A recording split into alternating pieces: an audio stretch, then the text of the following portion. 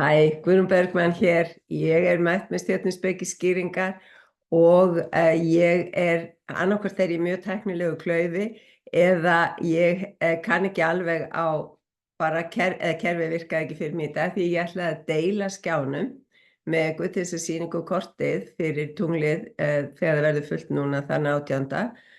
En mér tókst nú ekki betur til en svo að ég eyddi hálfum klukkutíma í að reyna að finna út hvernig ég ætti að gera þetta fyrst að það virkaði ekki eins og síðast og það tókst ekki. Svo ég ákvað að sleppa því í bili.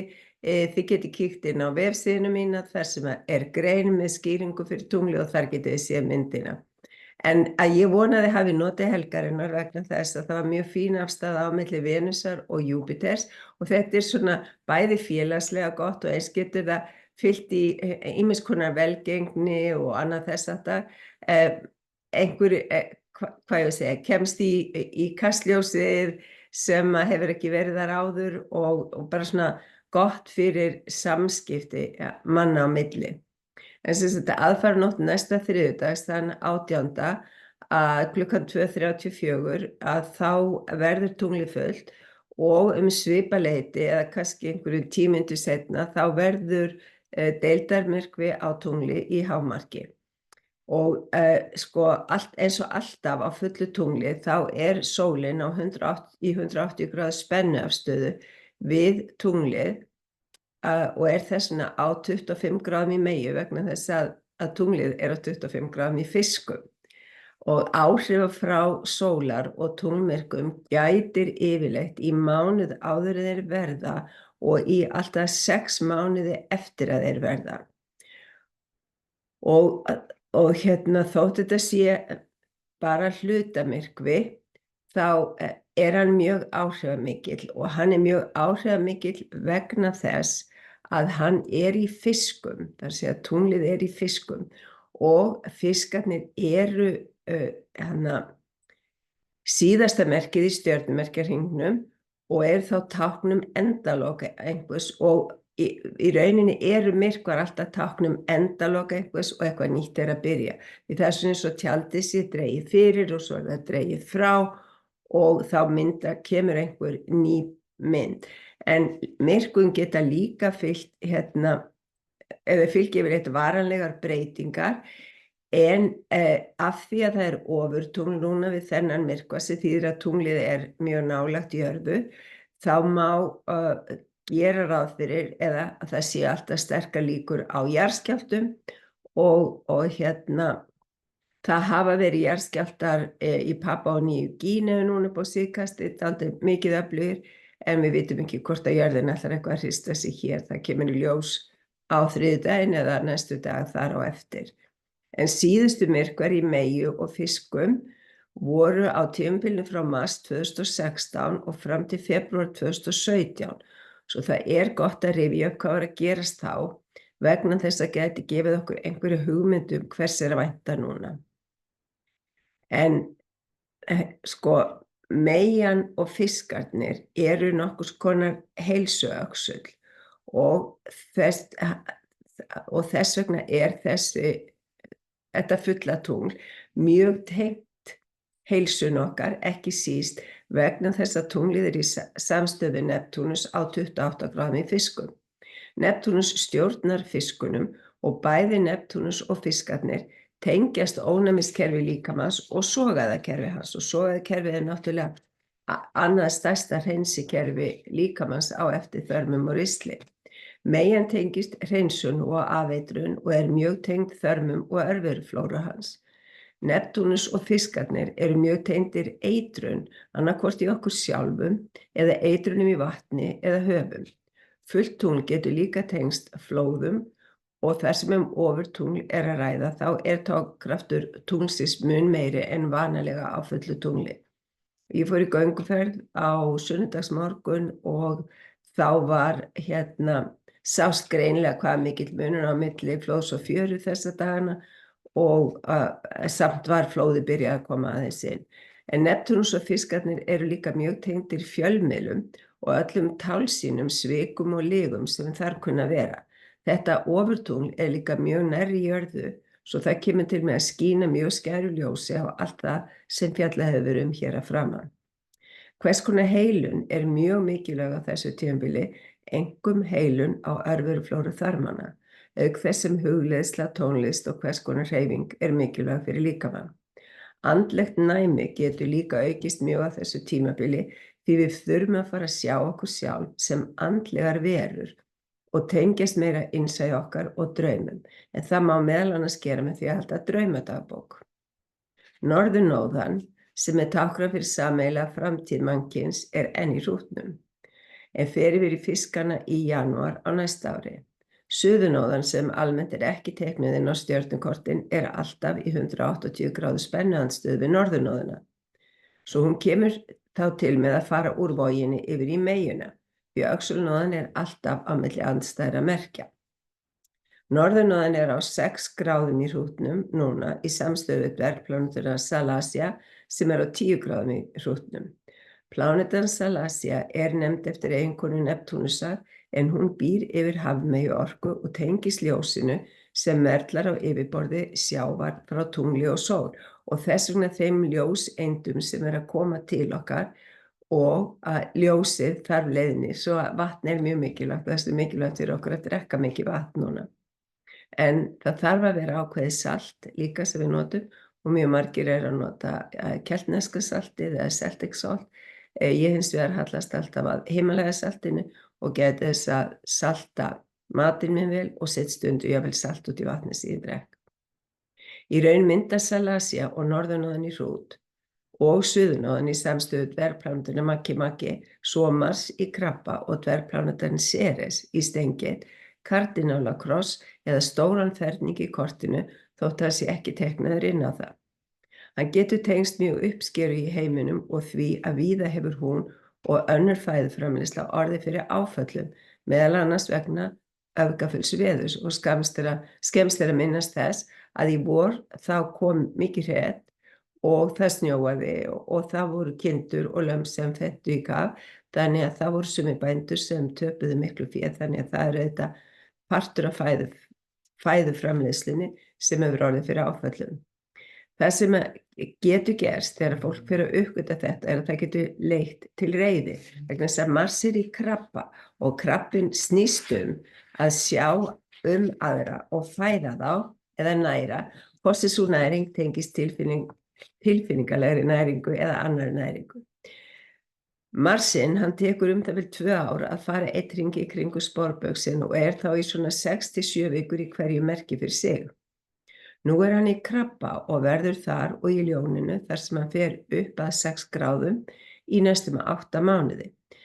Þetta telst ótrúlega langur tími miðað við það sem hefur verið hingað til eðlilegt. Kíkið því endilega á hvar krabbinn er í kortum ykkar og hvaða húsum hann tengist, en krabbinn og ljónið getur tengst fleiru en einu húsi. Ég vísa í greinina mín á 12 hús stjörnukortana og ég sit lekkin á hana hérna fyrir neðan myndbandið. En þetta svæði í kortum ykkar mun verða mjög virkt næstu 8 mánuði. Mars fór inn í Krabbann þann 4. september. Þann 4. nóvember mun hann fara aðeins inn í ljónið upp að 7 gráðu, uns hann breytir stefnu og fer aftur á bak þann 7. desember.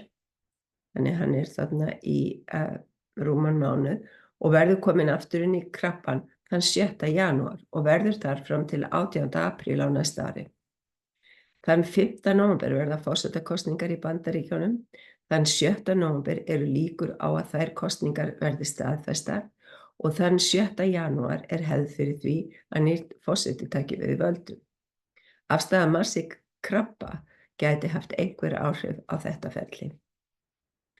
Fólk sem er með Mars í Krabba í fæðingarkortum sínum er líklegt til að lenda í kringumstæðum þar sem mikið er árásargirni og fjandskap á heimilinu í æsku.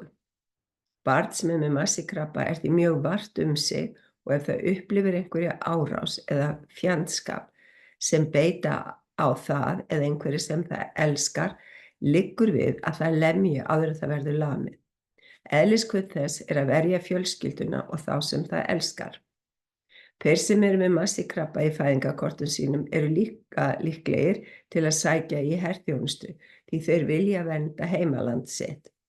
Þeir þurfa samt að gæta sín því þeir geta gert árás áður en gerð árás á þá, því þeir kannski ímynda sér meiri fjandskap en til staðar Svo þetta eitt af hættumerkjunum okkar fyrir næstu mánuði í löndum þar sem að her virkur. Hvar sem þessi afstaða lendir í fæðingarkortum ykkar og virkjast líklegt að uppkomi tímabil á næstunni þar sem sterk verndandi eðliskvöð lætur á sig bera. Merkur á 14 gráðum í Meiu, en í samstöðu við dvergplánetuna Orkus á 16 gráðum í Meiu. Plánetan Orkus nefnd eftir etrúískum guði sem tekur þá sem brjóta helga eða helglög niður í undirheimana og refsar þeim. Líklegt að þau brot tengist heilsumálum þar sem pláneturnar í Meiu. Báðar pláneturnar í 180 gráðu spennuandstöðu við Satúrnus. Satúrnus höftin. Merkur á fínum stað í Meiunni því hann vill tryggja að staðreyndir séu réttar og nákvæmar og negla niður sannleikann. Hindrunin hins vegar sú að fiskarnir geta breytt þoku yfir hlutina svo við fáum ekki fram þann skýrleika sem meian leitar eftir. Satúrnus í fiskum í 90 gráðu spennu af stöðu Júpíter í Tvíburum, en svo afstaða milli plánetanna verður meira og minna virk allt fram í júní á næsta ári. Afstaðan var nákvæm á nýja tunglinu í Meiu þann 3. september og verður svo aftur nákvæm á aðfangadag þann 24. desember og þann 15. júní á næsta ári. Þessi afstaða getur tengst lögum og lögmæti ýmissa fyrirtækja og stofnana sem stjórna að ofan og niður. Því Júpíter tengist lögum og sannleikanum. Þar sem Júpíter í Tvíburunum líklegt að einhver sannleikur komi í ljósi gegnum samfélagsmiðlana sem virðast vera aðalmiðlarnir sem að dreifa ýmiss konar og eða koma upp ýmiss konar leyndarmál. Vegna 90 gráðu spennuafstöðunum við Satúrnus líka inn í myndinni að settar verða einhverjar reglur sem takmarka og hefta tjáningafrelsi og það hefur verið dálítið mikið að þeim upp á síðkastið, en líklegt að framundan snúist máli mikið tjáningafrelsi og mannréttindi. Það ekki síst vegna þess að Plútó fer aftur inn í Vatnsberann þann 19. nóvember og verður þar næstu 20 árin. Sögulega séð hafa oft verið frelsisgerðingar á meðan Plútó hefur verið í steingetinni, einkum þegar hann á síðustu gráðunum þar. Og hann núna búinn að vera á 29. gráðunni og verður fram í nóvember. En Plútó var einmitt þar árið 1525 þegar fyrstu afrísku þrælarnir komu til Bandaríkjanna. Plútó var hins vegar í Vatnsbera árið 1792 þegar þrælahald var afnumið í Virgíníu sem var fyrst ríkja í Bandaríkjunum til þess að afnuma það. Þannig að því framhaldi af frelsisstríðinu. Spennuafstaðan á milli Júpíters og Satúrnusar snýst mikið útþenslu framtíðarinnar. Togstreitun á milli hins gamla og hins unga vegna þess að tvíburarnir mjög tengdir æskunni og Júpíter þá líka, á meðan Satúrnus tengdur Krónos sem ræður við gamla tímanum. Á þessum tunglmyrkva verður Júpíter reyndar í T-spennuafstöðu við tunglið á 25 gráðum í Fiskum og sólina á 25 gráðum í Meiu sem bæði í 90 gráðu spennuafstöðu við Júpíter. Júpíter fylgir þörf fólks til að segja meiningu sína og Júpíter mun magna slíkt upp út allt, einkum á samfélagsmiðlunum. Tvíburinn hefur tilhneigingu til að vera of samfærður í því sem hann að segja. Því gott að vera orðvar þar sem það mörg lög ýmissa þátta í hverju máli. Því gott að vera viss í sinni sök þegar menn tjá sig.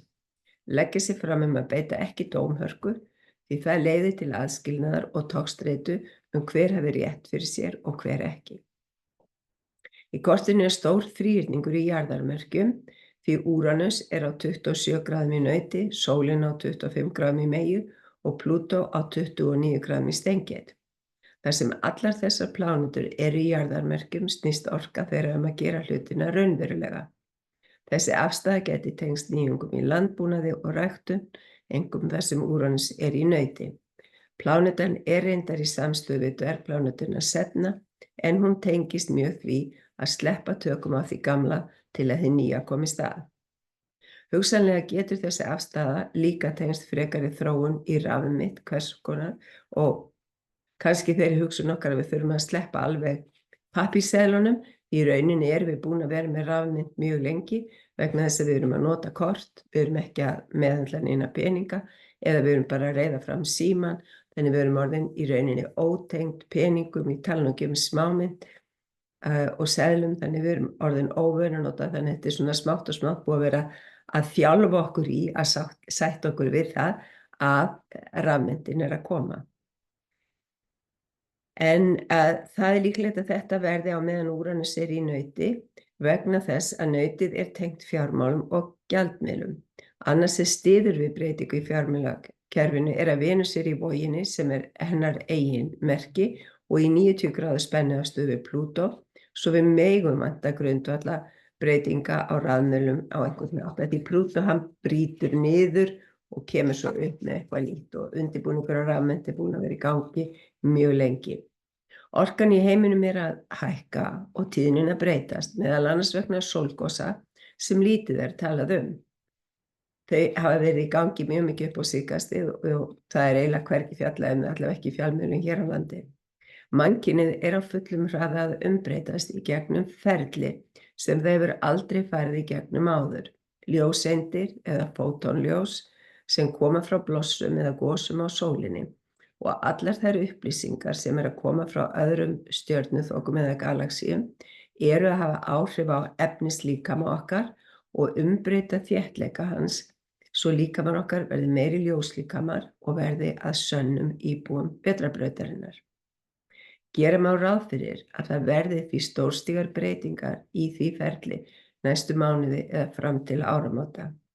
Og mér langar aðeins til að benda á í lokin að ef þið hafið áhuga á að eignast stjörnukort þar sem ég bæði að taka fyrir persónlegu pláneturnar og dvergpláneturnar en þær tengjast mjög aukinni meðvitund okkar og í rauninni andlegri þróun okkar, að þá er ég með sérstakt tilboð í september og það er 25% afsláttur af kortunum sem er náttúrulega bara freka mikið og þeim fylgir svona örnámskeið einhver tími þar sem að ég fer gegnum kortið með fólki. Svo ég sitli ekkert fyrir neðan kortið. Ég bara segi takk hérlega fyrir að hlusta. Ef þér líkaði það sem ég var að segja, endilega smetla á like og subscribe og ég vænti þess að næst þegar ég verði með skýringar þá verði ég búin að finna út úr því hvernig ég á að deila skjali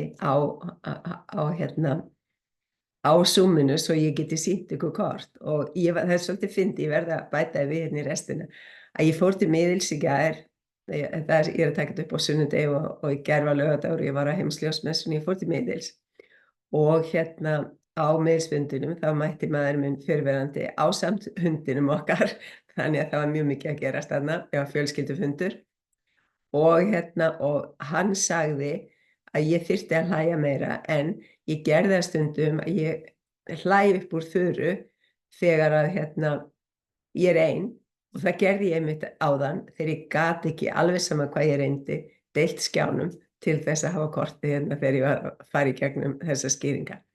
En batnandi manni er best að lifa og við skulum vona að ég verði búin að læra það fyrir næstu skýringar. Takk í dag. Sendi kærleika og ljós.